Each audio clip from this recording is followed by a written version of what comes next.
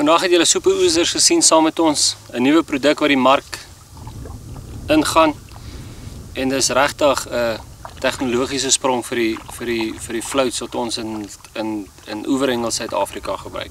Wat ons gedoen het met die formulering van die float, het ons gegaan en die geur binne-in gesit en die fluoresien, die konsentraat, as jy dit in die water gooi, dit vat so 20 na 30 sekondes om te aktiveer en dan begin daar 'n straal fluoresien uit hierdie float uit te loop. So as hy aan die hoek hang, loop die fluoresien af en dit trek die visse aandag. Die geursel en die fluoresien loop af en dis wat die vis raak sien. Veral vir ons veilerdamme wil jy heeltyd iets daar hê wat 'n bed maak waar die vis inkom en kan eet.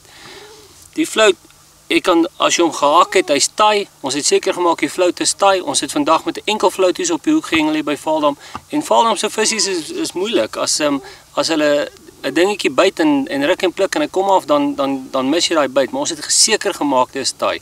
So die groot voordeel van hierdie float is sy sigbaarheid en die feit dat hy vir ure lank die geur en kleur uitbloei.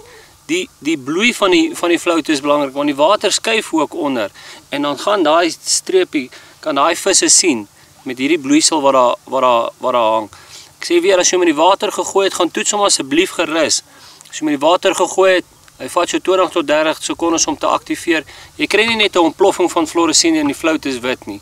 Hierdie float is ingefuse. So dan drup daai fluoresien en daai kleursel af. Ons het 12 interessante geure. Ons het regtig gegaan in die wit garlic. Ek weet wat baie vis vang. Hulle sal op die rakke wees. Die duivelsdrek wat alom bekend is, floats wat regtig vis vang, die FX, die banjo, die quattros, die parabay. Al die floats het ons gegaan en ons het die oozers gemaak. En is vir 'n rede oozers genoem want hy oes regtig vir ure en ure. Gebruik dit gerus.